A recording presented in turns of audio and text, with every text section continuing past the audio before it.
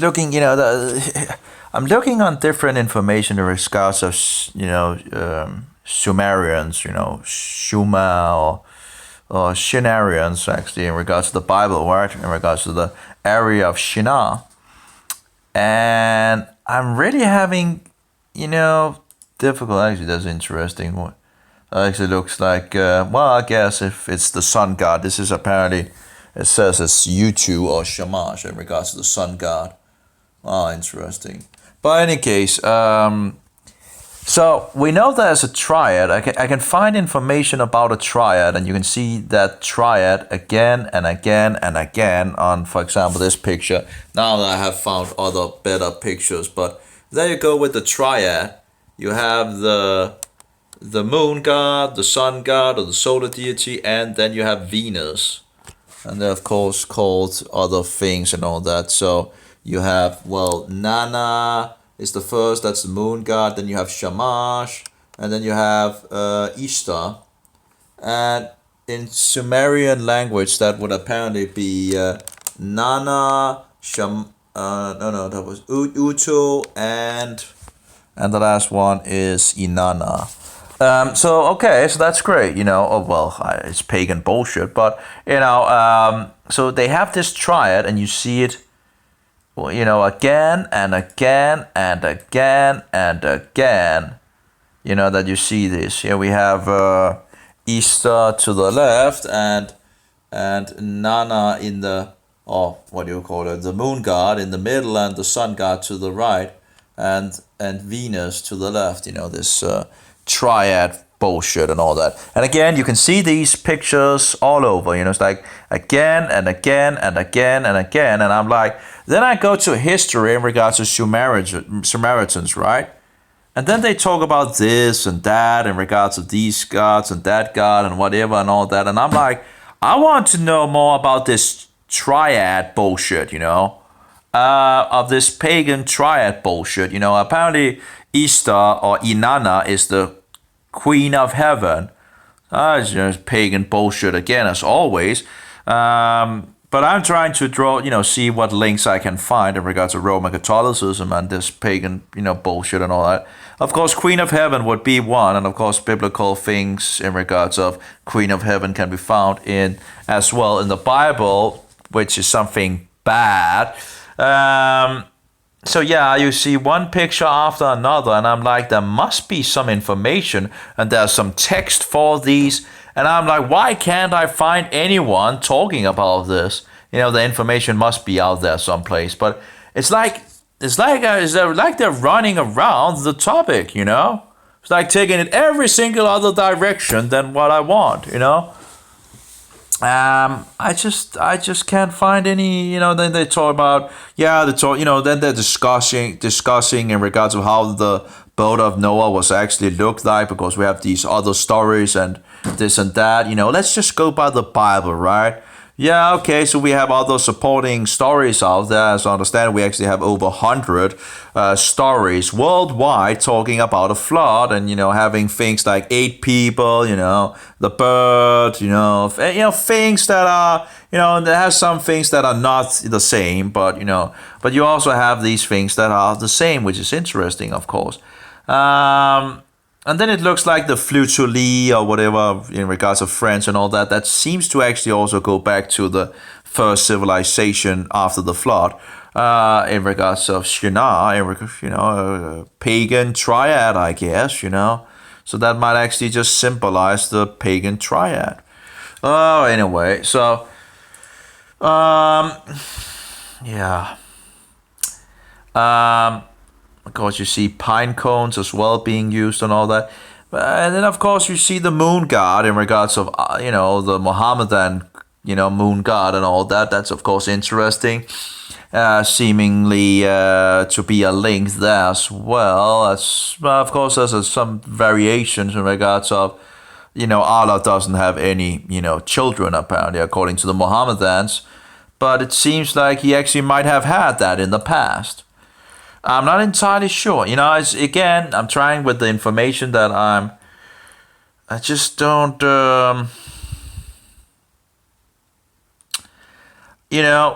with all these images of this triad, pagan triad and all that, you would have expected that would be some more information about it, right? And yet I'm finding all this. Maybe I just didn't find the right, maybe I just need to look more. But, looking at and you see these three symbols and there's information and information and information. And you would have thought that there might be some information about these. Here we have in regards to the Jewish shamash and all that, the middle candle, which might just be a coincidence, but I don't think so actually. But in any case, I think there's more to it. They reject, spirit and other bullshit of that kind. It's just incredible. Well, I can't remember when they're doing the things, have fertility things, fertility rites and all that. Anyway, here we have more of that.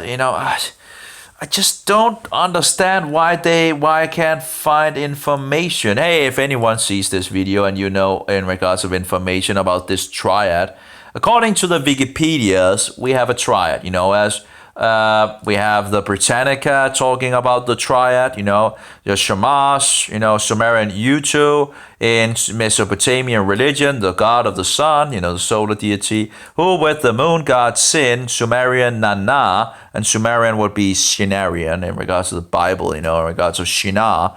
I think Shinar goes back to the Hebrew, Shinar, I think, I might actually, maybe I'm wrong. Let's see here if we can actually... Shinar. Let's see. Maybe I'm wrong about that as well. I'm trying. It's not easy, All these informations and all this, So Shinar. Let's see here. It actually has Shinar. Okay, let's see what it says in Hebrew. Yeah, Shinar. I thought so. Shinar. So country of the two rivers, that is the ancient name for the territory later known as Babylonia or Chaldea. That's pretty much, that's what they call Shumer, or Sumer actually. But apparently, according to some information, it should have been Shumer. But of course, that's close to Shinar, which actually is Shinar. But anyway, it's just so biblical, it would be Shinar. And actually, the English does seem to actually use according the right name, which is very nice, but usually they have they English nice the names and all that. So yeah, Shinar. So they apparently already in Shinar, which is which actually here we go. At the beginning of this kingdom was Bavel and Erech and Akkad and Calneh in the land of Shinar. It's wonderful to see that some of the scholars, but again, they seem to try to deflect biblical. In any case, it's a discussion in regards of how the Noah's Ark was, built and all that, because they have different stories with different shapes and all that. I remember we just should go by the Bible because, Moses had directly contact with God and was talking to him face to face. So you would have thought that God would actually know how the boat was built, right? Now that he also actually was the one talking to, Noah, right? It's just giving him the plans. So I think, did he told him to build a boat anyway. I think he gave him the instructions as well and all that. So, but yeah, this is the beginning of his kingdom. In regards of Nimrod. Let's see how it actually Nimrod rebellion or the valiant. So anyway, so Nimrod or the rebellion guy apparently, and Cush begat Nimrod. He began to be a mighty one in the earth. He was a mighty hunter before Jehovah, wherefore it says, even as Nimrod the... let's see, where did we go? There we go. No, there we go. Even as Nimrod, the mighty hunter before Jehovah. So apparently they still knew the name of Jehovah at that point. And the beginning of his kingdom was Bavel and Erech and Akkad and Calneh. So this is the kingdom of Nimrod. Now, I don't know, that seemingly different theories in regards to who Nimrod is in regards of, and I haven't looked deeper into it, and probably you could use many years of probably going into and trying to figure out the things and all that. You could maybe find some interesting information, I guess, on these clay tablets from Sumeria or Shinaria, which, Nimrod is the mighty hunter before Jehovah. I have seen some interesting, interesting. 2 seconds. I have a nail that is, what's it called? A nail that is annoying me. 2 seconds. It seems to be a little. Come on, can I get it?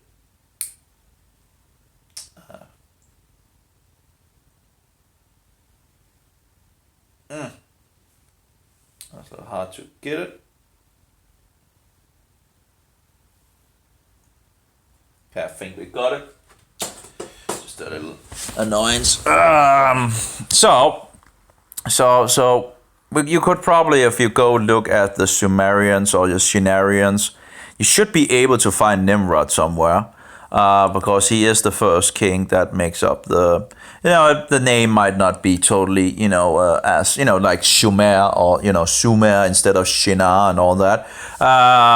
So there might be some variations in regards of, but looking for a guy that is a mighty hunter before Jehovah. At the beginning of his kingdom was Babel, that's a city. Erech is a city. Akkad is a city, and Calne is a city. I think Akkad maybe is in regards to the kingdom where it's controlled from Akkad. I guess. In the north, Babylonia, also this district around it and all that. And in the land of Shinar. So this is in the land of Shinar. So again, if one wants to look into it, it's in regards to Sumer. You will find information in regards of the Shinarians. But we know there's a triad already at that point, it seems. Sumerian, Uto in Mesopotamian religion, the god of the sun. Who with, in regards to Mesopotamia, that's the region apparently, but I'm still trying to figure out all the. But anyway, with the moon god Sin, Sumerian Nana, so again, Sumerian god, and Easter, Sumerian Inanna, the goddess of Venus, was part of an astral triad divinities. Shamash was the son of Sin, and let's see here, Easter apparently also was the son of Sin, as far as, I'm not, that's at least what the information seems to go by. I don't know if it's true or not. So I would of course need more information. So that's one of the places in regards of the triad, and we have and of course apparently the Easter is called the Queen of Heaven, and it's interesting that we keep Easter right instead of Passover in regards to the spring and all that. They even call it Easter. And we have the Easter Gate in Babylon and all that. A big blue gate, that they have. But anyway, let's see here. It says Utu, that would be, Shamash, later worshipped by East Semitic peoples as Shamash, was the ancient Mesopotamian sun god or solar deity, demon, a god of justice, morality, and truth, and the twin of the goddess Inanna. So Inanna is Easter, and that's called, she's called the Queen of Heaven. Interesting, right? But apparently it's a twin according to this. I'm not entirely, again. And then it seems like the fleur-de-lis might actually be a symbol for these three. I'm not entirely sure, but it seems like there's a possibility that these three pagan gods have the fleur-de-lis as a trinity symbol, which of course would make it's interesting to see how the symbol is used and who is using it and so forward. Here we have Goddess Easter stands on a lion and holds above God Shamash symbol at the upper right corner from the southern Mesopotamia, Iraq. So that again, you have the Shamash and you have the apparently Easter. I'm not sure how they see the differences in regards to these characters and all that. But it's just interesting that I can find this trinity over and over and over again, this pagan trinity, and yet I can't really find. It's like the scholars are going around the subject We have Shamash depicted on a bronze coin like a man, with race and all that. And of course, we've seen multiple of that as well. So it's like it's simple and a persification of it. But again, this triad seems to be very important for them, and yet I just can't understand the total meaning. One of the sources talked about that they were doing it to have all the powers or something like that. This is another New World Encyclopedia. In later Babylonian astral mythology, Sin, Shamash, and Ishtar formed a major triad of divinities, which still plays an important role in astrological systems though under different names. So different names, same bullshit, yeah. So how it all... Oh, here we have in regards of... Shamash is depicted as overcoming darkness and death. In the Epic of Gilgamesh, he assisted the hero's victory over the monster Humbaba, guardian of the deep forest of Lebanon. Like the later Apollo, he made his daily journey through the heavens, either on horseback, in chariot, or on boat. His main cult center in Sumer was the city of Larsa, and in Akkad, and of course we know in regards to the Bible, right? We have Akkad there, we have Babel there. Let's see here, Larsa. Do we have any Larsa? I'm not sure. No. Well, you never know in regards to the names. They might change and all that. But anyway, was the city of Larsa and Akkad, and of course remember Sumer is actually Shinar. So his main cult center in Shinar was the city of Larsa, and in Akkad, his primary temple was in Sippar. In Canaanite tradition, the sun god was Shemesh, the torch of the gods, but was described as female. The worship of Shemesh or Shamash, they both use Shemesh, and then they have like a what do you call it, a line, what is it called? I can't remember. Let's just show it here to you instead. What is it called? I can't remember. But a slash. No, it's called a slash, isn't it, actually? Let's see. Go. Yeah. So you see Shemesh in Hebrew is actually son. And that's apparently equivalent to Shamash here, which is interesting, of course. They actually equivalent that to Shamash. So this is interesting, right? Was also practiced among the Israelites. So the worship of Shemesh or Shamash was also practiced among the Israelites. Really? Although it was forbidden by the prophets and biblical writers. Of course it would be, it's sun worship. But the question is, in regards of Hanukkah, which is apparently a winter solstice, the middle candle of these 9 lights, the middle candle, that is standing, and sometimes actually on this so-called Star of David, which also seems to be able to actually go back to sun worship as well. That's one of the pictures that I saw. I might actually have seen more, but at least one of them has it must be the sun that is in the middle, and then you have planets around, and the middle must be the sun. And if that is the sun, well, you have a star that is the star of so-called David. Now, apparently they also found this star in a Roman temple in Egypt. And apparently the Egyptian Mohammedan authorities was not so happy about that, and made a big deal out of that, and said that these guys had made it and all that and whatever bullshit. Anyway, so it seems like we can find it in pagan worship as well, and there's probably more links in regards to that. But it's interesting that the worship of Shemesh or Shamash was also practiced among the Israelites, although it was forbidden by the prophets and biblical writers. And of course in the Bible it also talks about the star of something, the star of whatever. I do wonder if that actually could be connected with the sun. Again, everything seems to be sun bullshit, Let's see, history and meaning. The name Shamash simply means sun. Oh. Wasn't that actually, what was Shamash?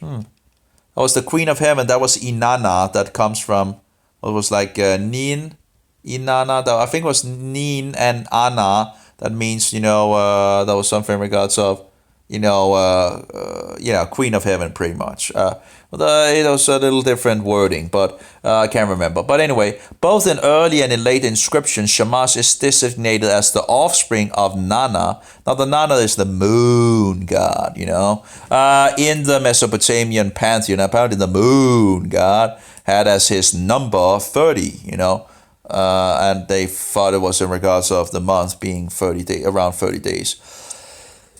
So I guess that makes sense, but we are not allowed to worship these things. These things were created on the fourth day. It's like there's bullshit, pagan bullshit.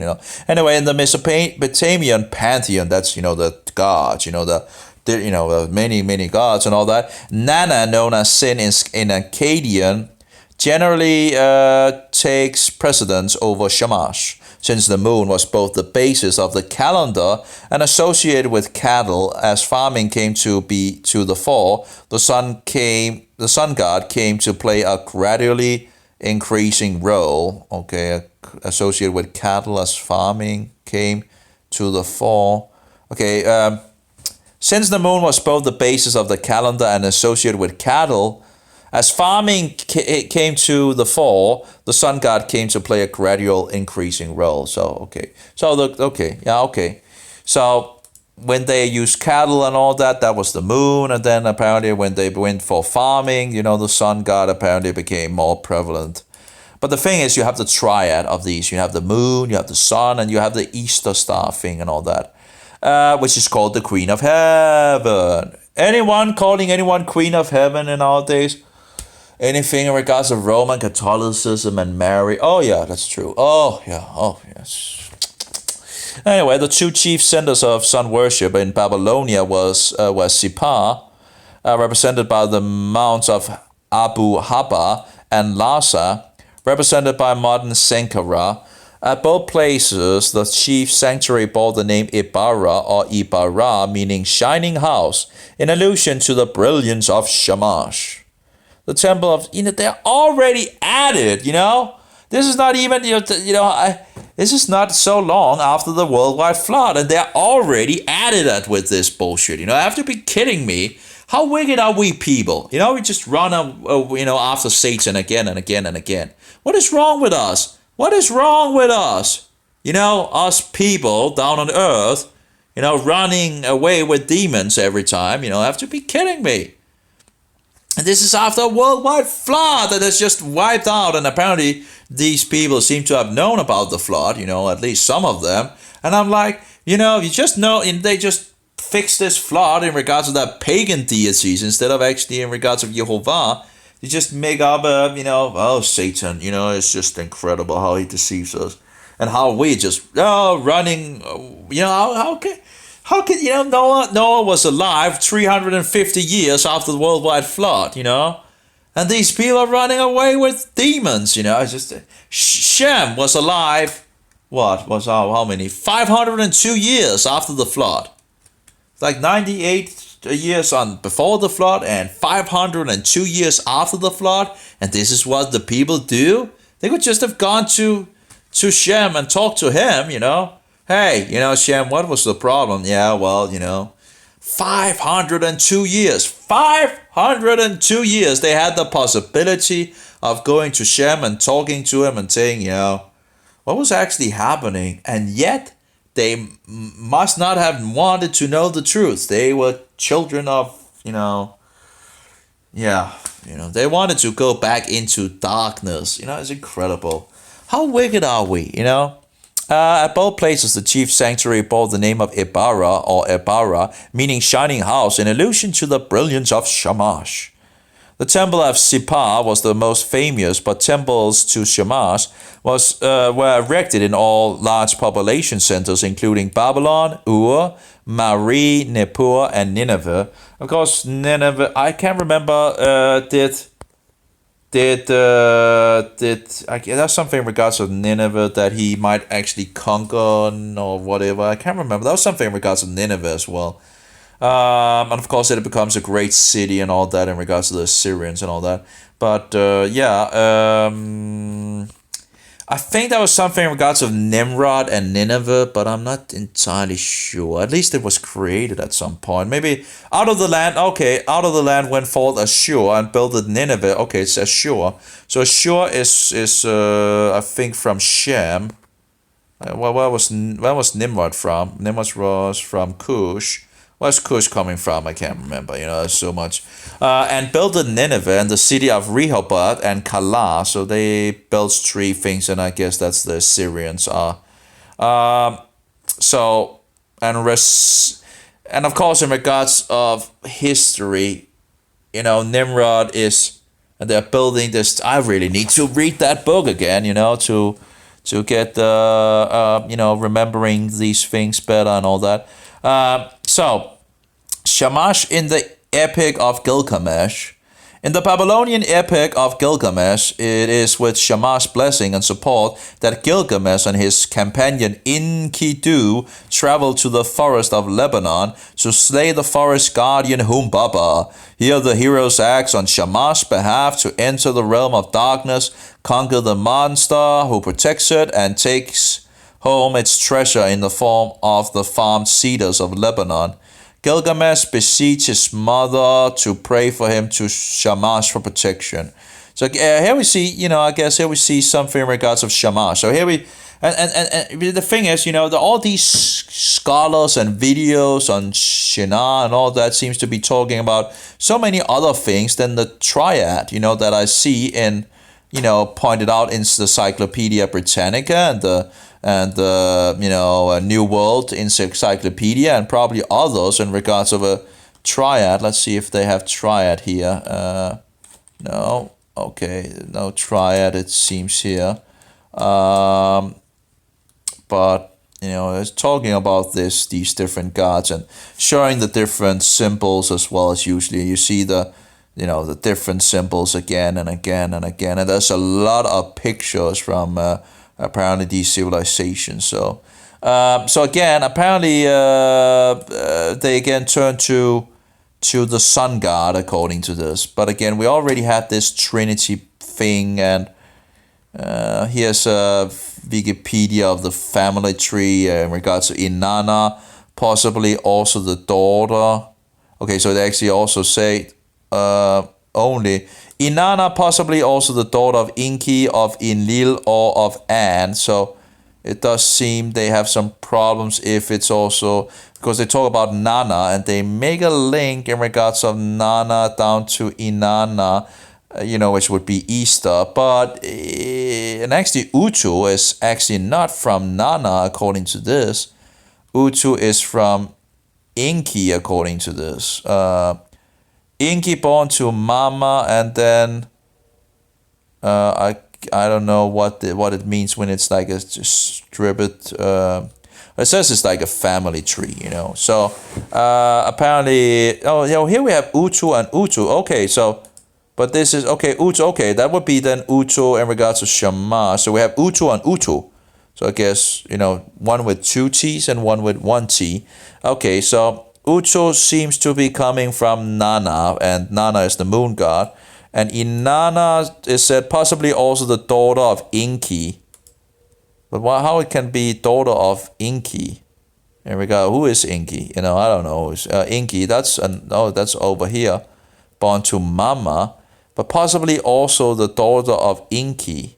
Oh, okay. Nana is the father. Okay. So they say possibly also the daughter of Enki, which if Enki is a woman, I don't know. Does it say he was later known as Ea? No, it actually says he's a man. So how is that going to work? Whatever. But anyway, Inanna seems to be linked with Nana, and apparently Ningal, maybe daughter of Enlil. They have a lot of question marks, it seems, So it's not totally solid, I guess, in regards to the things of how they added the Trinity thing, the pagan Trinity together. So I guess I need to listen to the two Babylons. I really need to listen to the two Babylons and listen to what they say in regards to that.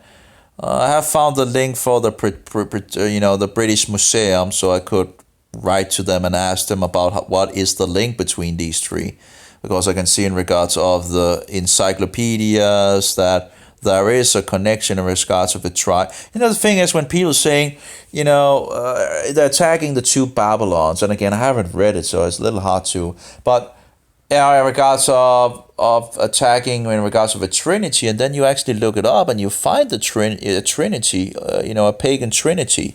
So at least there is a pagan trinity, and that seems like people are just going around it, So we had this thing in regards of the Shamash in the Epic of Gilgamesh, which apparently is the god that they are. Here we have a Babylonian mythological monument shows Shamash at the top right, next to Ishtar, the star, and Nana, the crescent moon. This is Babylon, so you have it in Babylon, you have it in Assyria, you have it in Shinarian or Sumeria, and all that. That's three different empires, and you probably also have it in some of the others. But anyway, so here you can see. Here you see the three gods up there. The moon god, and Ishtar, and the sun god. So the sun god is this one. It has like four, and then it has four of these waves. And then you have Ishtar usually have eight points on the star. And then you have the moon, which is, I guess pretty clear. And they say, what was the information about it? Oh, give me a break. Do I need to go back to see that information for this? But they say, Babylonian mythological monument shows Shamash at the top right, next to Ishtar, the star, and Nana, the crescent moon. So again, you have the Trinity, the false pagan Trinity, and the question is, how does it add to God? It just seems like it. It seems to me that it's there, but I have problems finding information about it. It seems like they want to talk about everything else than this thing, And I'm like, why, But they will still have some information, but it seems like, come on, give me an explanation of this pagan trinity, So it's just interesting. It seems like I'm having problems finding. Here we go. In regards to Shamash raised up against whom Baba, mighty temple. I guess that's a prayer or something like that. Now Shamash guides Gilgamesh through dreams, appearing to him as a wild bull. Oh, he's a wild bull, and giving him timely tactical warning. And finally provided a miraculous series of winds which enabled Gilgamesh and Enkidu to prevail. I wonder if the story might have some of the other characters in it, besides Shamash. Does it have the moon god or, the moon bullshit and all that? I'm talking about moon god, of course. I'm not talking about the real god, We're talking about demons, demonic doctrines and all that. Satan's way of, these are not gods. These are Satan's, Satan's bullshit. And Hammurabi receives his code of laws from the enthroned Shamash. You see these characters and, yeah. So you get more and more understanding of, what is this? Shamash was also regarded as a god who released sufferers from the grasp of demons. Well, he is a demon, well, that's the good cop, bad cop game that the demons are playing, And you can see it in many, many pagan societies. Actually, the science magazines had a story every month in regards to different pagans all over the world. That is Danish science magazines. Isn't it interesting that a science magazine would, be speaking about pagan societies? But anyway, they had, these pagan societies had contact with demons that they believed was God, and these demons were deceiving them. And they were the science magazines, whatever you want to call it, were actually talking about how they got into contact with these demons and all that, and how they, pleased them and all whatever bullshit, and how the demons could take a hold on them and all that. And the sick appealed to Shamash as the god who can be depended upon to help those who are suffering unjustly. This aspect of Shamash is vividly brought out in hymns addressing to him, which are considered among the finest productions in the realm of Babylonian literature.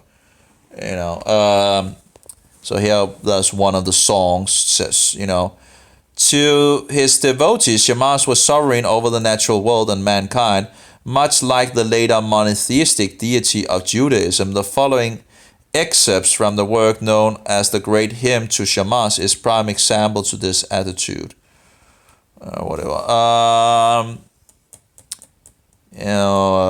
Yeah, that's a song you never fail to. It's a song to the sun,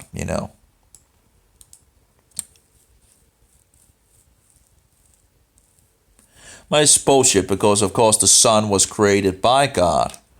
And there we go with the King Nabonidus, 6th century BCE, worships Nana, Ishtar, and Shamash. So here we go with the king worshipping the triad. You see it up there? That's the triad. It's a little hard to see, I guess. You have the moon, you have the sun, and then you have... No, wait. Yeah, it's Easter. Still, sometimes, you have 8 but it's Easter at the last. So you have the sun in regards of these wings and all that. And then sometimes it's, you have a character in it, you see how it evolves and all that. But you have the moon, and then you have the, So that's King Nabonidus. Sounds like Nebuchadnezzar nearly. But anyway, King Nabonidus, 6th century BCE, worshipped Nana, Ishtar, and Shamash. Interesting that they use one of the words, which is, which would actually be Sin, Ishtar, and Shamash, and Nana, Inanna, and Ucho in. So I don't know why they, but anyway, okay. Actually, they say together with Sin and Ishtar, Shamash formed a triad of God. Here we go again with the triad. Here's another. Together with Sin and Ishtar. Maybe we should go a little back in regards to the sun. Scholars believe that the tradition of Shamash worship of Sippur and Lhasa eventually overshadowed earlier local sun deity traditions elsewhere and led to the absorption of these deities by the predominating cult of Shamash.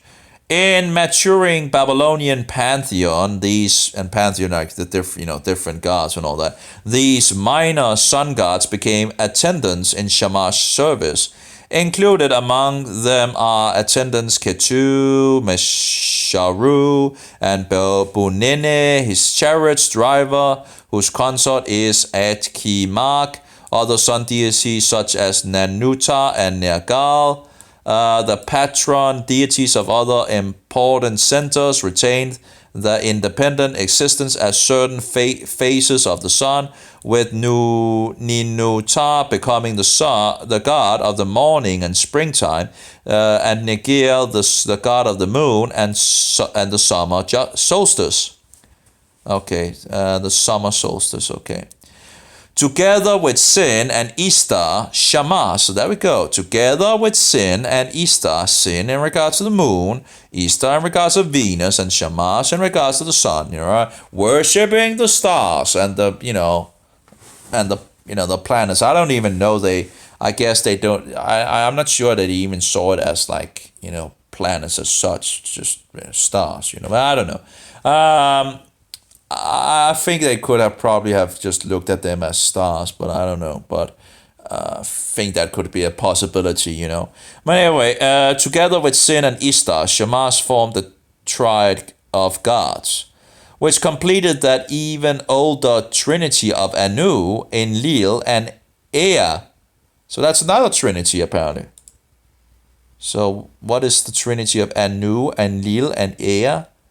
Representing the heavens, earth, and water, respectively, the three powers of Sin, Shamash, and Ishtar symbolize three great forces of nature: the sun, the moon, and the morning star. Oh, Venus is called the morning star. Okay. Okay, in regards of the morning star. Or love, and I think it was in regards of morning star. Okay, Venus, the morning star. Okay, or love and fertility, or love and fertility, So in regards of the morning star, or love, or fertility, at times instead of Easter, one finds Adad, the storm god, as the third person of this triad. Okay, Adad. And it may be that these two sets of triads represent the doctrines of two different schools of theological thoughts in Babylonia. Okay.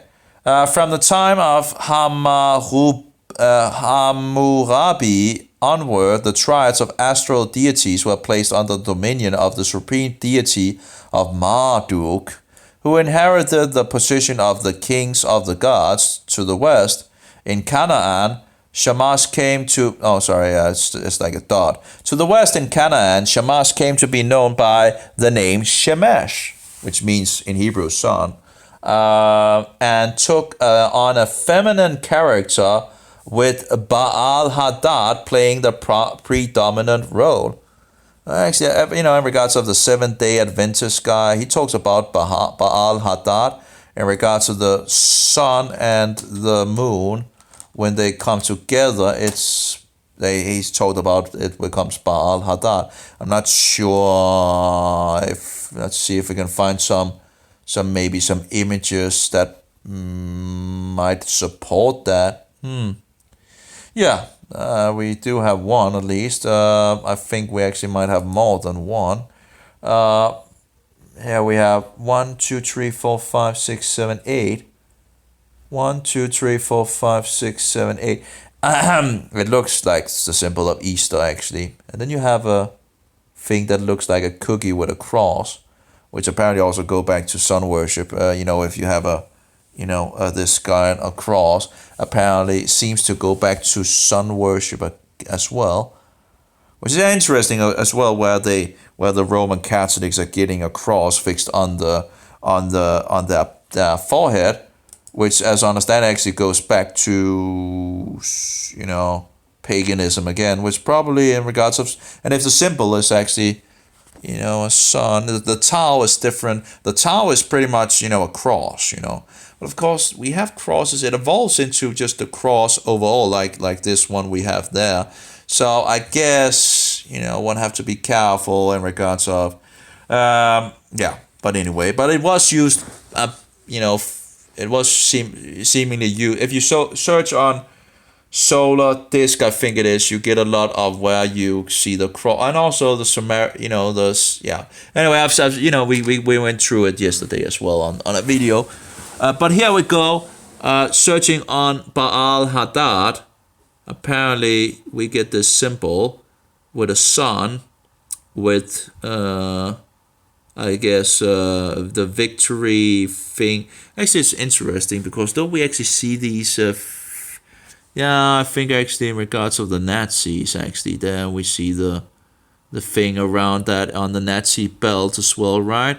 But you have I don't know where it's from, but yeah, we have the moon god, and then you have the sun god. I thought it was actually maybe in regards of Apollo, but that might be another name of... Here we go again. But it doesn't say... Baal, it just say Baal Shamim. There you have a moon, it looks like, behind that, guys. I don't know. There we go. Symbol believed to be stolen. Let's open some... Okay. What do we... I also have one that is also going back to the Baal, which looks like a cross, but as I understand it, is both a storm god and a sun deity, so pagan bullshit. But here we go again. It seems, I'm not entirely sure, but whatever. Let's see if there's more information on this one. Baal Hadad symbol of crescent moon and pagan worship symbols. Doesn't really.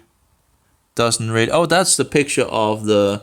That's an interesting picture as well. I've seen that before, where you have the sun disk up here.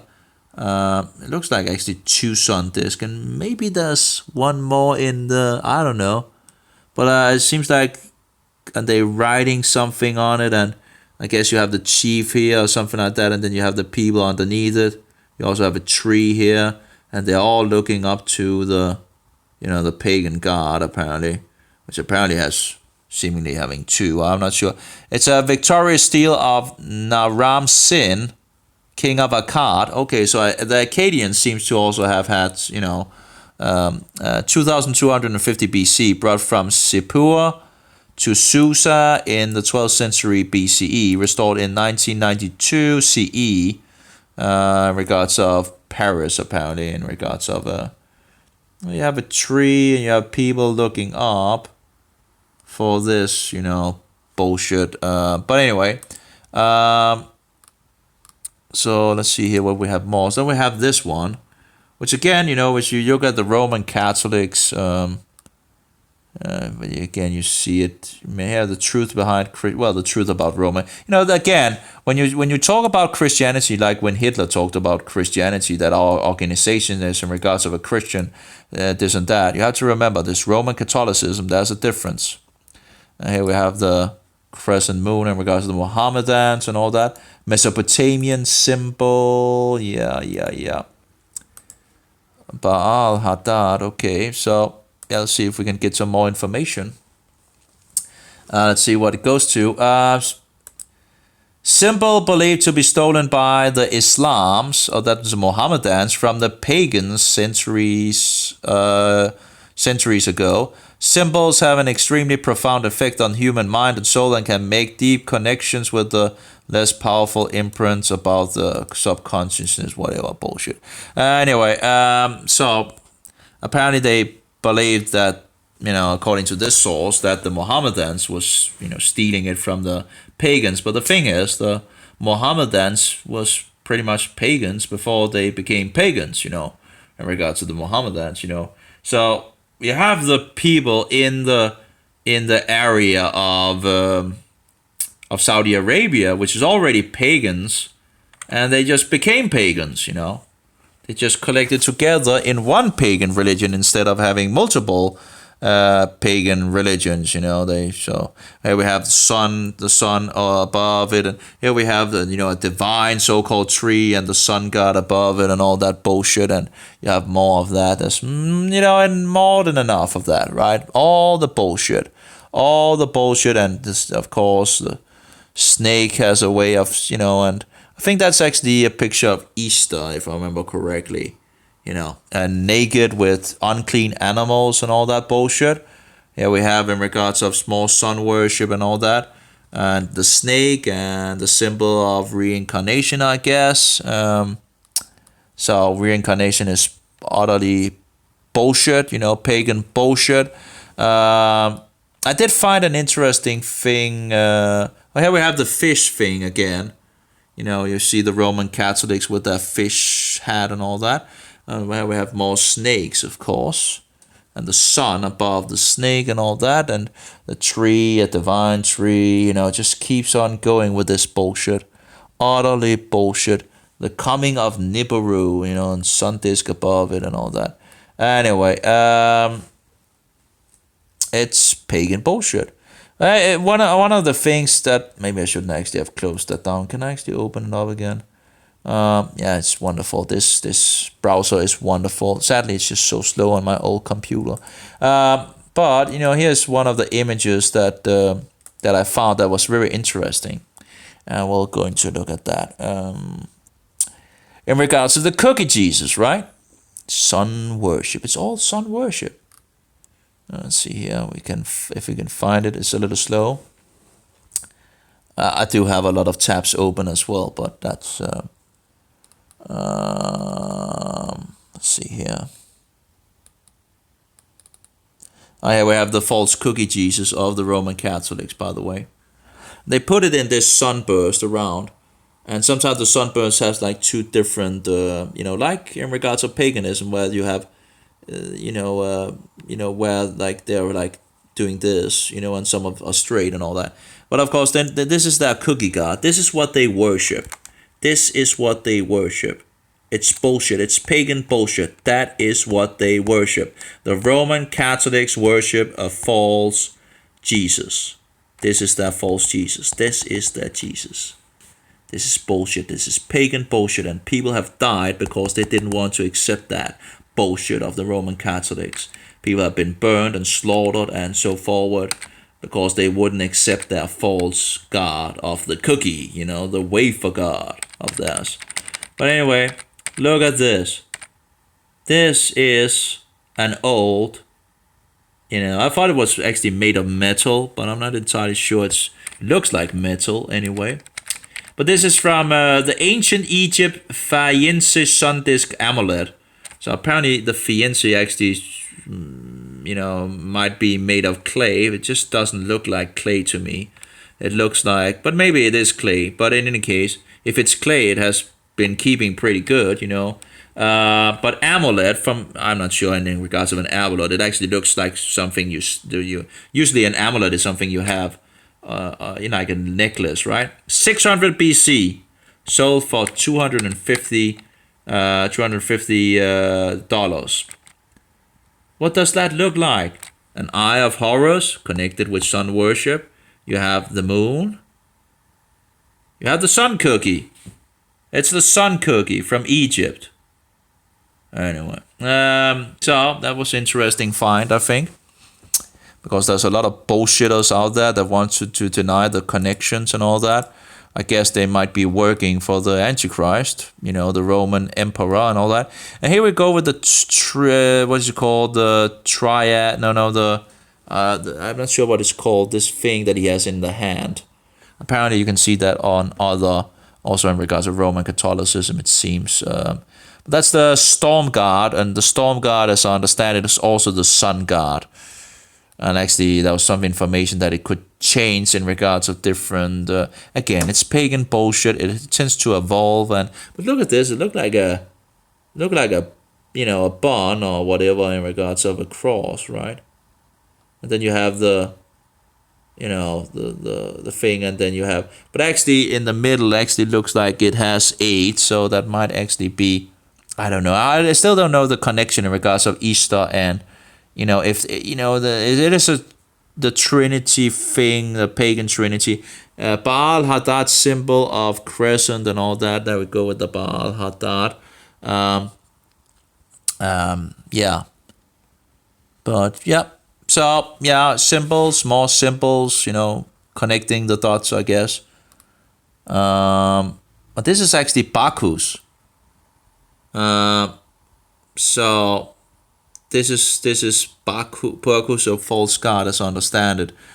So this is actually not, you would have maybe have thought that this was Yeshua, but if I remember correctly, that is actually Bacchus.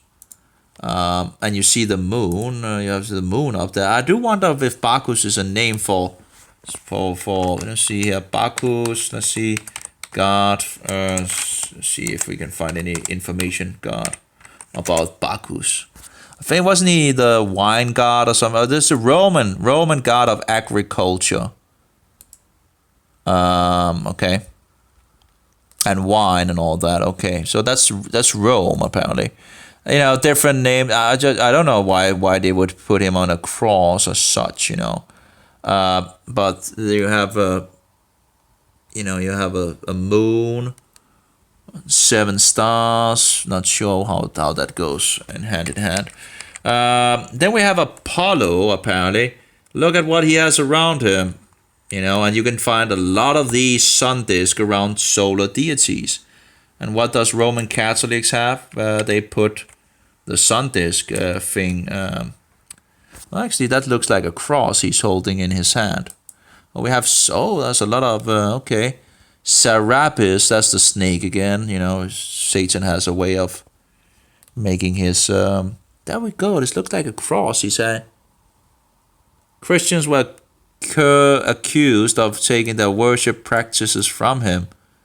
was like from who? Let's see here. With his power, Emperor Vespasian healed the blind using his own spit, just like Jesus. Emperor Vespasian, who led the siege against Jerusalem in the 60s. Now, this is a Jewish website. I'm not entirely sure. They used now this symbol you can find in paganism. You can find it in Sumeria, and so.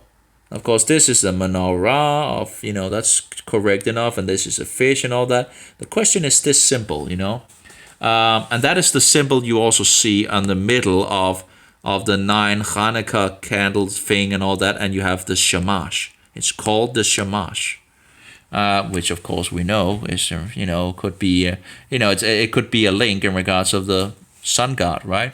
And the question is the symbol itself also connected with the sun? That's the a good question.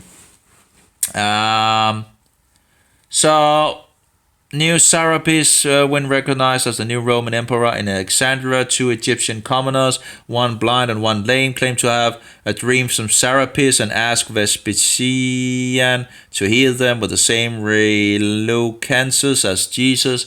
Vespasian is said to have healed the blind man by wiping his eyes with spit in the same manner Jesus. Satan always tries to, he's trying always to deflect the truth. But it is interesting that, they have a cross that looks like actually the sun cross. So yeah, they go into different things and all that, Next god, Apollo. Okay, they go through some of these different pagan gods. But anyway, whatever, But here we go again. And this is a Mesopotamian symbol of Baal Hadad. Okay, but where is it from overall? Is it from Assyrian or is it from... It just says Mesopotamian symbol of Baal Hadad. Okay, so we have but is it from... the Sumerians or the Assyrians or the Babylonians, or how is it, But I guess we do see the same, if they call this Baal Hadad, it looks much like what we see on, the Sumerians, and where I just have different symbols. So yeah, I guess that might be equivalent to, I don't know. Pagan bullshit, all pagan bullshit. Here we have the crescent moon in Mecca. The star and crescent was the emblem of the Ottoman Empire, symbol of Islam. Crescent pagan carving of the solar star deity Baal Hadad, depicted as a disc in a crescent. Luciferian symbol. Yeah, well, and again, if you go to, it's like, you have Roman Catholicism and then you have Mohammedanism, and, one has...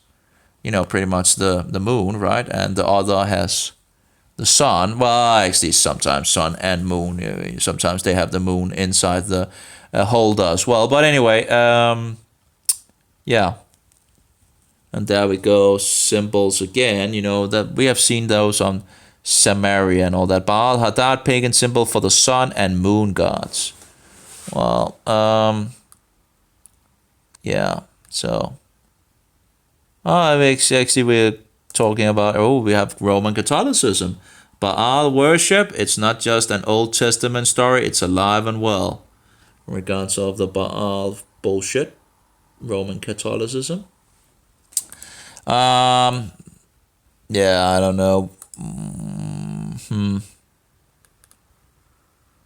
Yeah, but, everything seems to just go back to all these pagan bullshit things of worshipping the heavens in some sense.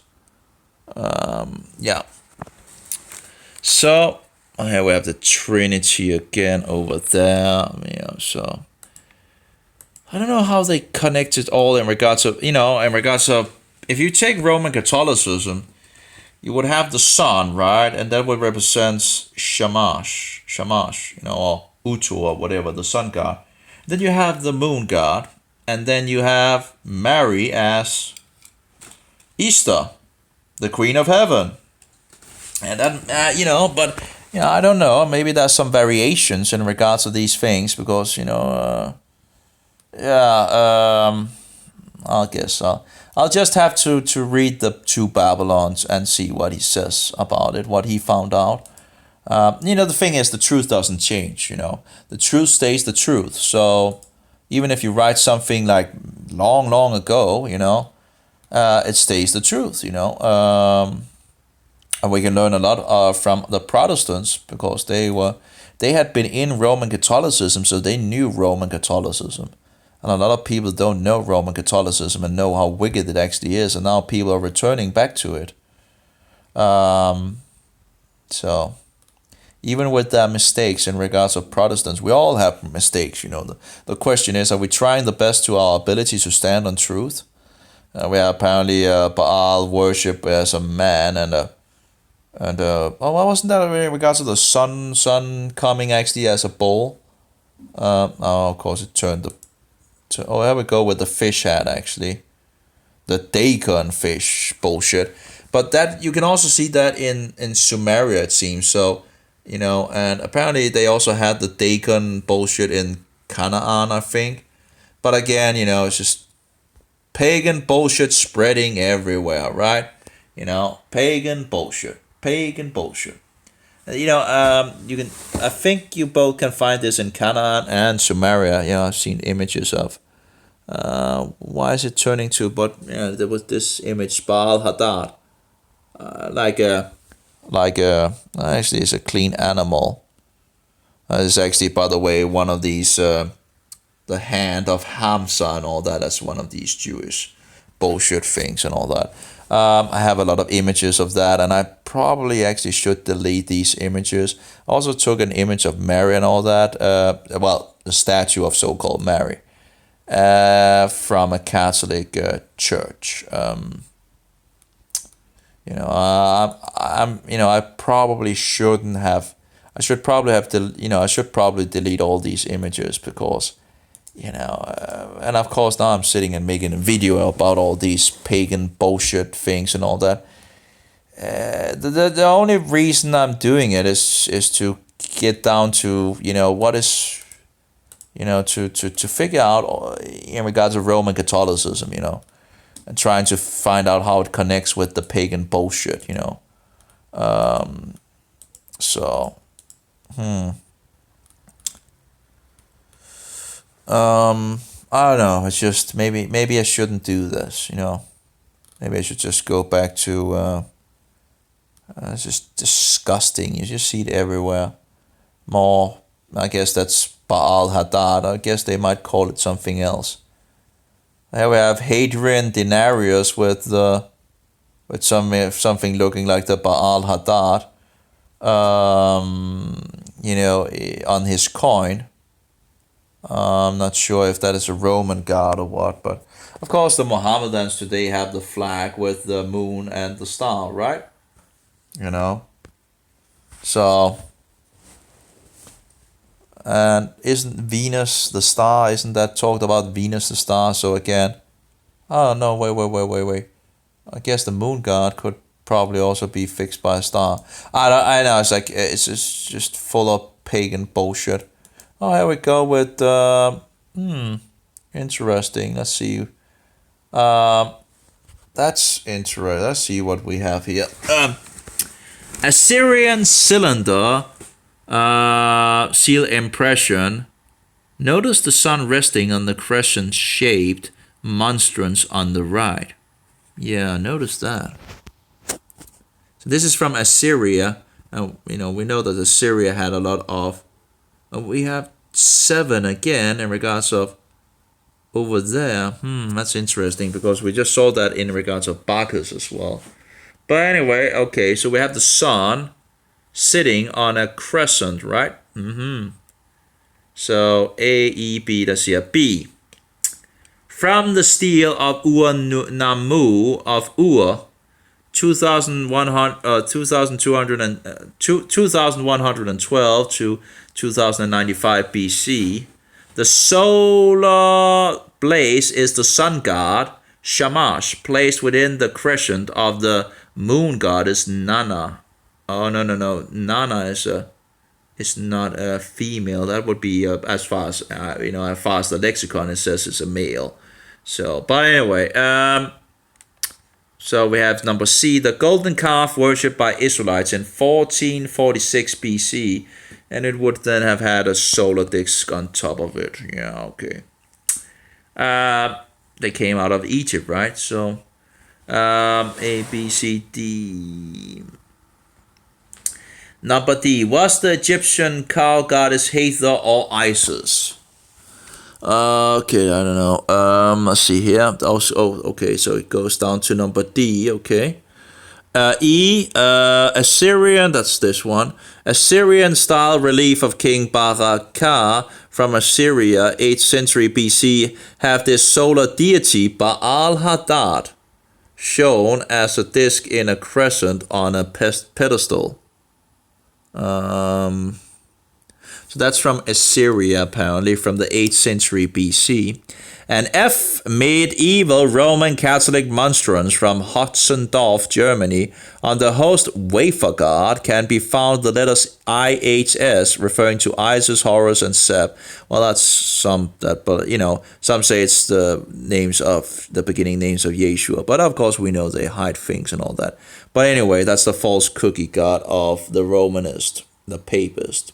And people have died for rejecting that cookie, I remember the guy that was the guy, I don't have the quote and I haven't been able to verify it, but the guy that wrote The Lord of the Rings, which is a book I should have burned and not given away but anyway, apparently he was a Roman Catholic, apparently.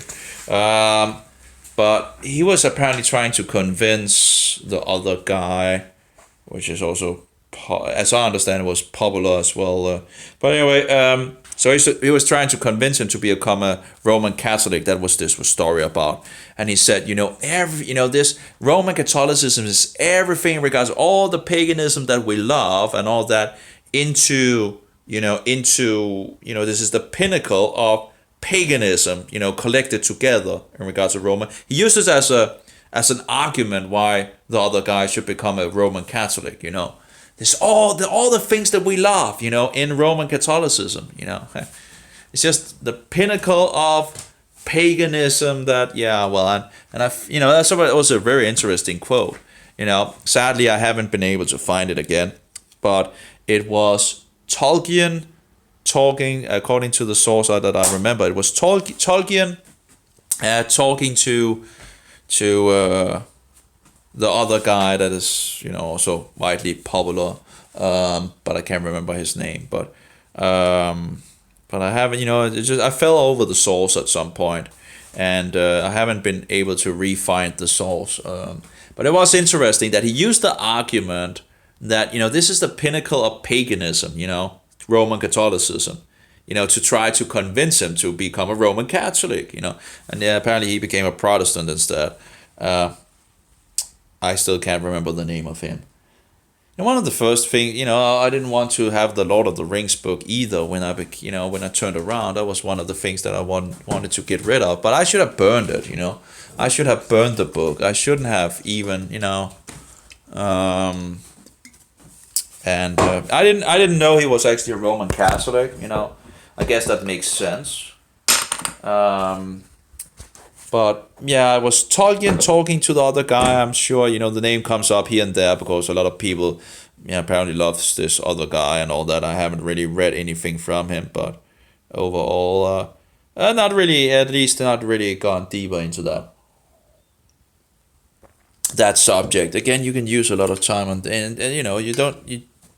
you have so and so much time, and that's. By the way, I've tried to take some resveratrol again, and it just gives me diarrhea. This resveratrol, apparently, and I was researching it as well. Apparently, some resveratrol just have something else in it that makes you go diarrhea. It's kind of an expensive remedy to get diarrhea. It's really sad. Anyway,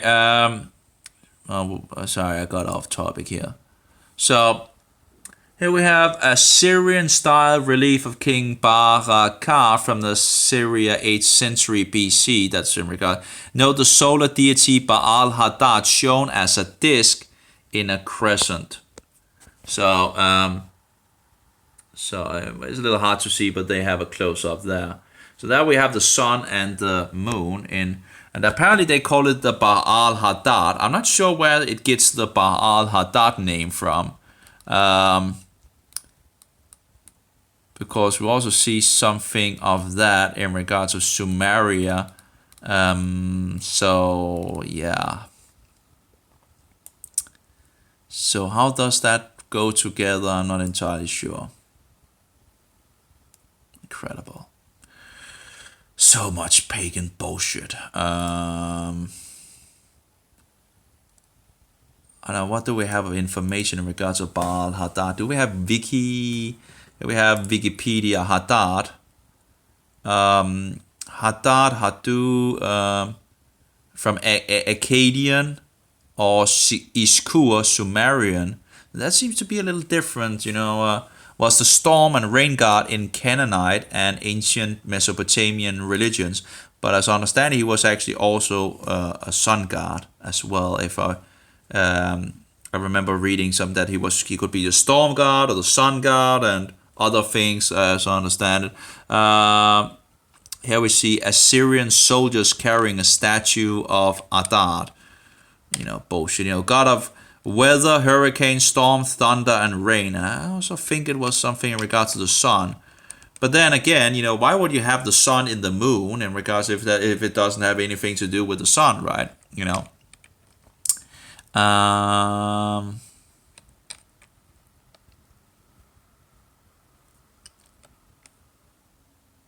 Let's see here. The same symbol used for the hurricane god Tishub.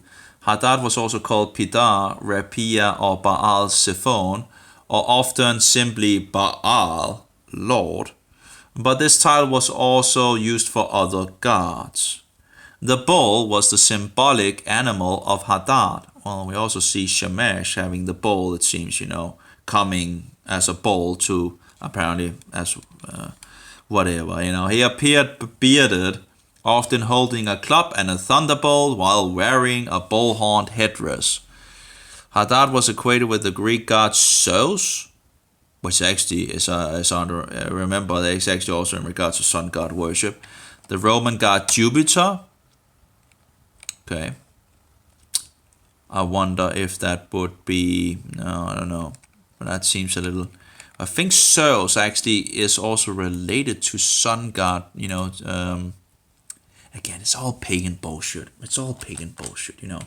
You can use all your life, you know. Zeus and the sun. Let's see what it says. Zeus is occasionally conflated with the Hellenic sun god Helios. Conflated, okay. So connected, you know, conflated. What is that word? You know, let's see here. Conflated. Again, that's the thing. Paganism has a way of, you know, taking a little here, taking a little there, evolving a little here. You know, combined. Yeah, conflate, combined. Conflate. Yeah, we couldn't use the word combine, right? We need to use conflate, right? Yeah, anyway. Oh, where did we go from? Uh-oh, I lost the information. There we go. Conflated with the Hellenic sun god Helios. And Helios, as I understand in Greek, actually just means sun, I think. And of course, you see the connections with Apollo as well. And, you know, who is sometimes either directly referred to as Zeus' eye, or clearly implied as such Hesiod. For instance, describes Zeus' eyes as effectively the sun. This perception is possibly derived from earlier Proto-Indo-European religion, in which the sun is occasionally envisaged as the eye of Darius, whatever. The Cretan Zeus Talaios had solar elements to his cult. Talos was the local equivalent of Helios. Yeah, well, here's another one of actually Zeus as Varapani, the protector of the Buddha, and you see the sun disk behind it again. You know, 2nd century Greco Buddhist art and all that. You know, you can have a look here. So Zeus as Varapani, the protector of Buddha. So apparently he must be the guy standing there. You know, that must be Zeus, and this is Buddha, and you have the sun disk around him. pagan bullshit, and sometimes you also have the snake, in regards of Buddha and all that. So yeah, whatever. And Zeus, the sun god. Here we have something in regards of Zeus in the Bible. Zeus is mentioned in the New Testament twice, first in Acts 14, 8-13. When the people living in Lystra saw the apostle, so-called apostle Paul, heal a lame man, they considered Paul and his partner Barnabas to be gods, identifying Paul with Hermes and Barnabas with Zeus, even trying to offer them sacrifice with the crowd. Two ancient inscriptions discovered in 1909 near Lystra testify to the worship of these two gods in that city. One of the inscriptions refers to priest of Zeus, and the other mentions Hermes most great and Zeus, the sun god. Oh, sun god. So yeah, Zeus, the sun god. Apparently, that seems to be a pretty good verification that yes, Zeus is a sun god. Yeah. Well, when was it from? From Lystra. They don't really give a date on the Deuterocanonical books of 2nd Maccabees 6:1. 2 talks of King Antiochus the fourth, who in his attempt to stamp out the Jewish religion directed the temple at Jerusalem to be profaned and rededicated to Zeus, or Jupiter's Olympus. So apparently Jupiter's against Zeus, linking, the things. And as I understand it, that was on the birthday of Zeus, which is on the 25th of December.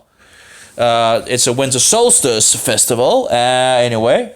That at the time of, it's just pagan bullshit. It's just, one pagan, it just mixes together in one pile of dung, pretty much, mixing together. Again, we really don't need to know all these things, But of course, it's nice to see the links, how it makes up the beast in the book of Revelation, because again, the beast has what? Persian things, it has some Grecian in it, and it has some Babylonian in it, and of course it's Roman, so it of course has Roman characteristics as well. So yeah, that is the beast. And that's what we have in, here we go with different tree. Oh, there we go with the Fleur-de-Lis, it seems. Yep, let's see if we have Fleur-de-Lis here. Tried this pin. Okay, we need to zoom in to see it, because let's see here if we can zoom in. Now this does seems like a new age bullshit page. But actually, here we go in regards of the cross, by the way. The sun cross. There we go. I think that goes back to Sumeria or Shinarian. We have the difference. See here. We have Easter. That's a little hard to see. We have the first one, must be Easter down there. Looks like it. And is that the moon? That probably is the sun then. It's just a little hard to see, from that picture. But that was not what we were looking for. We were looking for the other picture. Apparently it doesn't seem to be there. That's a problematic thing, because I would like to see that picture in... it looks like a fleur-de-lis on top of his hat. Okay, I need to go back to Google to see the full picture, apparently. Okay, so look at this. Okay, it's a little hard to see, but up there looks like a fleur-de-lis. I've seen better pictures where where it seems more in regards to the fleur-de-lis. And look down there, that's a little easier to, of course you have the pillar and all that. In any case, whatever. And of course it's on a tree, and we have different trees here. And, the sun god above the tree and all that. Pagan bullshit. Well, it is pagan bullshit, It's just, snakes, yeah, Satan has his way. We have the Trinity again. Again, if you go look on these things, you see that pagan Trinity again and again and again and again. And the question is just to find out how they actually looked at that. So, but we have the Baal Hadad, which apparently is the sun in the moon, and we see that other places as well. So yeah, and Hadad apparently was this other kind of god, was equated with the Greek god Zeus or Roman god Jupiter, and so it's all pagan bullshit. Again, a little here, a little there, and all that coming from different directions and all that. Some takes a little there, and they borrow from this and borrow from that, or take it pretty much. U2 Shamash, Mesopotamian god of the sun, justice, and the underworld. Well, there we go with the Trinity again. Pagan Trinity and Easter. Oh yeah. Utu Shamash. Just there's no symbol on that. That's a symbol of the sun. Soul of bullshit. Okay, but it's ancient.eu. We don't have any triad, do we? Triad? No. Of course, I could try to search on the Sumerian. Let's see, Sumerian triad. Sumerian triad. Again, it must have been pretty popular because, again, we see it. Here we go with another triad in regards of Anu. But that's, of course, not the triad we are looking for. List of Mesopotamian deities, triad of heaven, 7 planetary deities, yeah. The Sumerian triad of heaven. Let's try open that up. Sumerian and Mesopotamian sky god and the member of the triad of deities compared by Enlil and Aya or Inki, Britannica, there's some triad again. I'm getting tired of looking into this actually. Sumerian triad with the god Anu. Maybe I should search Shamash actually. Here we have like a tree thing.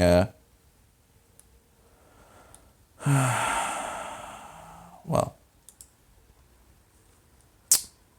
let's try to search Sumerian triad and Shamash. Shamash. Could also search Easter and all that. Ancient History Encyclopedia. Shamash. But they still have the other Trinity and not the thing that...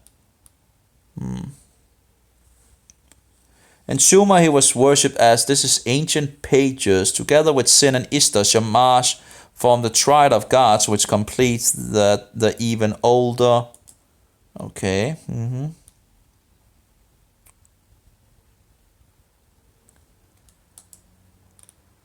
Okay, ancient pages. So we see, they have pictures of the pagan trinity again. So at least, in regards of the 2 Babylons, at least he got that right, that there is a pagan trinity, actually, there seems to be at least 2. But the things that we're seeing on every, one stone after another is in regards of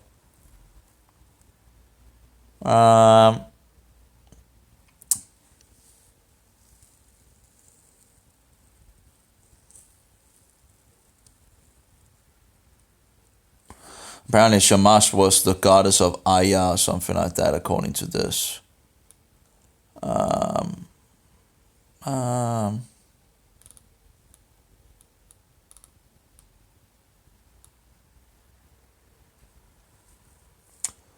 Shamash was widely worshipped in ancient Near East. The chief centers of his cult were at Larsa, represented by modern Sankara in Sumer, and at Sipar, representing by the mounds of Abu Hapa in Akkad. Abu Hapa. Temples dedicated to Shamash were erected in all large population centers, including Babylon, Ur, Mari, Nippur, and Nineveh. Okay.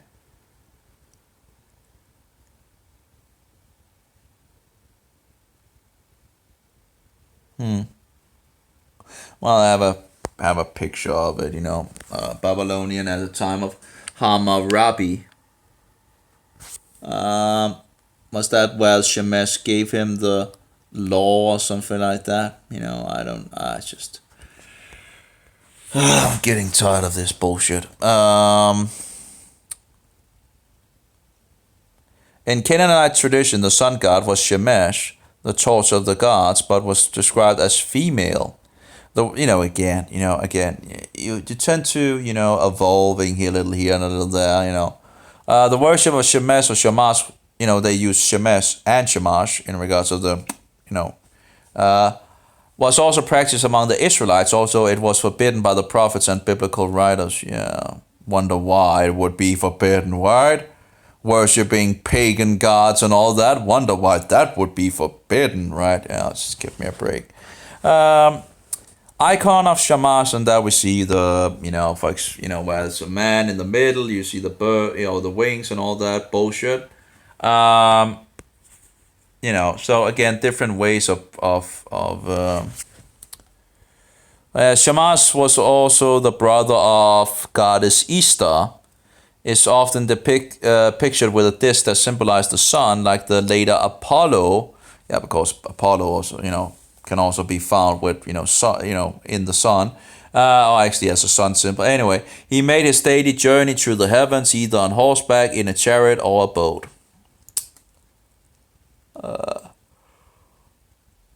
So who was the brother of goddess Easter is often, so the Shamash depicted in a disc, yeah.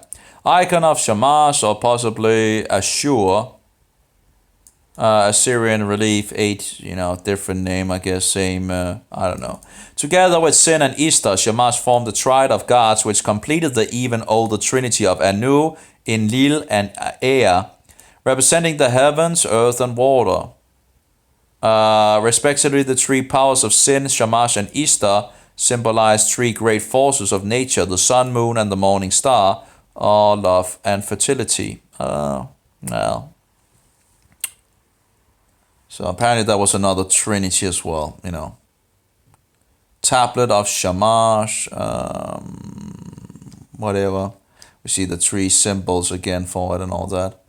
Well, bullshit, pagan bullshit, continuing pagan bullshit, and I should take a break from it because I'm getting really tired of it,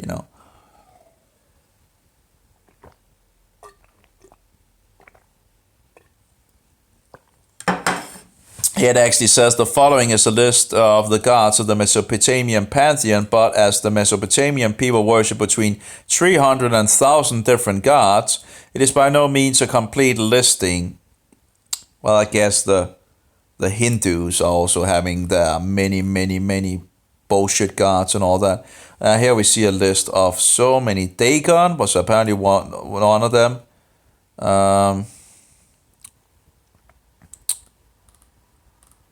Ea or Enki, the Babylonian, just continue. The list continues of one after another, one after another of these pagan gods, It's just incredible. Here we have Inanna, known to the Assyrians as Easter. And of course, the Babylonians as well, I would guess. The Easter Gate. I don't know if they knew. But anyway, the Sumerian goddess of sexuality, passion, fertility, love, prostitutes, and war, Inanna became closely identified with Babylonian goddess Easter in time, assumed many of her attributes. The most popular and beloved of all the Sumerian pantheon, Inanna features prominently in many of the best known and frequently copied stories, myths, and hymns of Sumer, among them the descent of Inanna, Inanna and the god of wisdom, courtship of Inanna and Dumuzi, and the Halupu tree. And the Hilupu tree, I wonder if that's like a divine tree or whatever bullshit. And is listed among the 7 primary deities of Sumer early on, along with Anu, Enlil, Enki, Nehushtak, Nana, and Utu.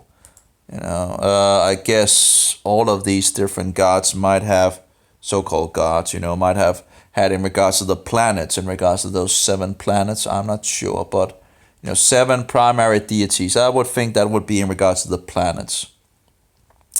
Invoked Inanna for protection and victory in battle and for guidance in politics and his daughters. Inheduanna was the chief priestess of Inanna and of Uruk, and the composer of many hymns and songs to her. She is often depicted riding on a lion and referred to as the Queen of Heaven. Her older sister was Ereshkigal. She was the foremost goddess and patron of the city of Uruk, to whom she was said to have given the sacred me laws, or sacred me, that's apparently meaning laws, which were given her in a drunken revel by the god of wisdom, Enki. Many of the compositions concerning her depict her as a highly sexual, unmarried, and able to turn men into women with passion. Or so-called turn men into women. I guess, turning things upside down.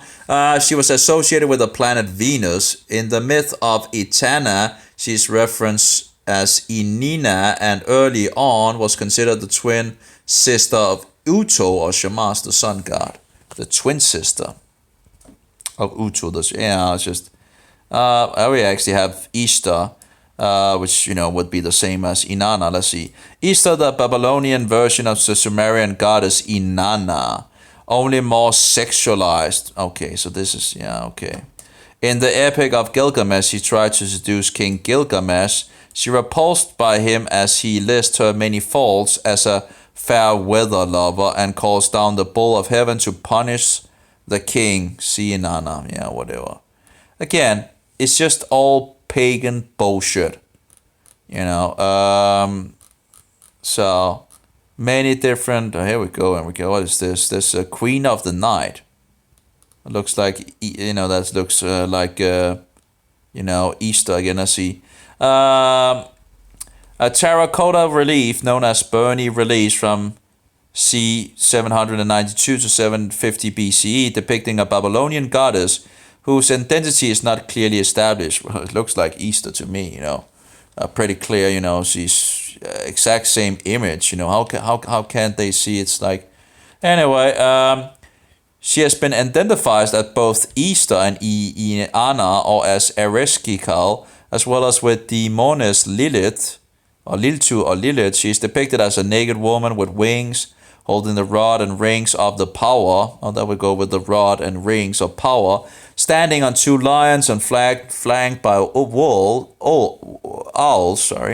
As the wing point downward, there is an association with the underworld, and Ereshkigal established, but no stories link the goddess with owls. The figure of a woman standing or riding on a lion is associated with Inanna, Easter, as would be the ring and rod of power, but there is no mention of wings on this goddess. And now owl connection.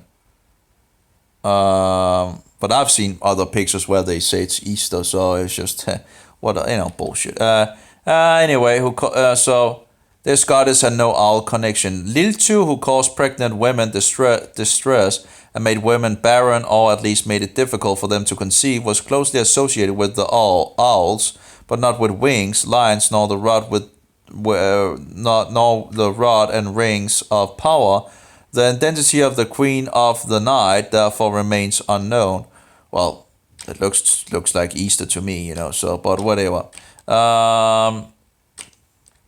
Here we go with the sin, Nana, Suen, Nana, the Babylonian god of the moon, whom the Sumerians knew as Nana, was associated with fertility of women and cattle. His name is pronounced Sin. He is depicted as a man standing with a crescent moon. And I'll have a go with the Tammuz. Let's see what it says. The Babylonian version of Sumerian Dumuzi, a vegetation, dying and reviving god figure,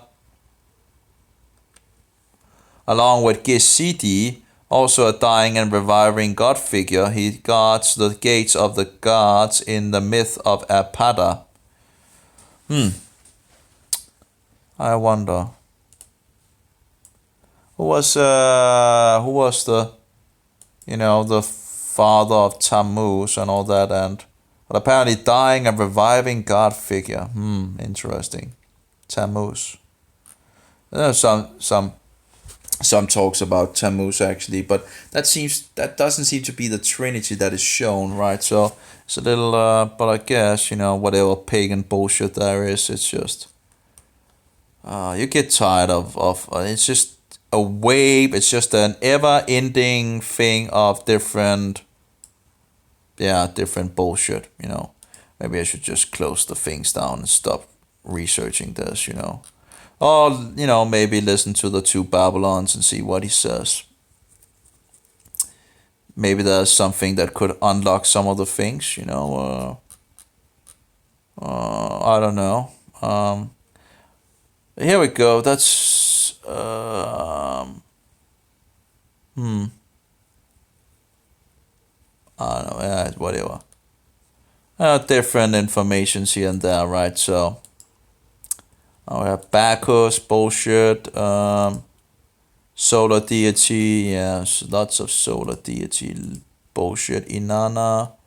Close that down as well. Sin. Close it down. I just give me a break.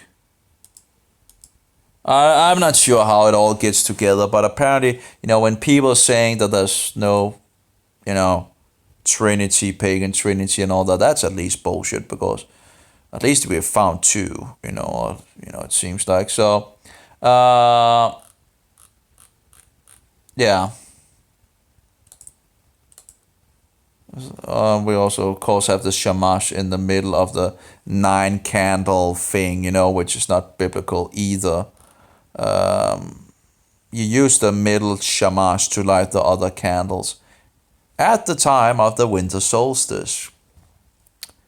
And again, if the Star of David is also connected with sun worship, well then, that would be interesting. But, of course, I don't know that. I don't know if... but... she's having the moon there. We have Mithra as well. Let's see what they have on Mithra here. Well, that's another sun god, of course, and apparently Roman Catholicism took a lot of the things from the religion of Mithra, apparently in the 4th century. So making it easier for the people to come into Roman Catholicism. And of course having the high pagan priest of Mithra, Sol Invictus as the head. That would be Constantine, by the way. We have Odin as well. That might also go back to sun worship, who knows. He's hung on a tree of... well. Okay, that's apparently something in regards of hanging on a tree. Here we have the Yule log. The Christmas tree is based on the Yule log. I don't know, whatever. There's so many bullshit traditions out there. And really... Well, there we go with the Baal Hadad. Yeah. Interesting. Oh, well, let's close it down. Just a 7-headed dragon that he was fighting, you have a 7-headed dragon in the Book of Revelation. So, I have a lot of things to look into, I guess, videos, Sumerian discoveries and whatever. I don't, again, maybe I'm wasting my time here looking into this. Anyway, I'll stop now. May Jehovah bless you, and Yeshua be a most precious pearl, and the Holy Spirit, the Spirit of truth, be in us all. Amen. And take care out there, because there's a lot of deceptions out there.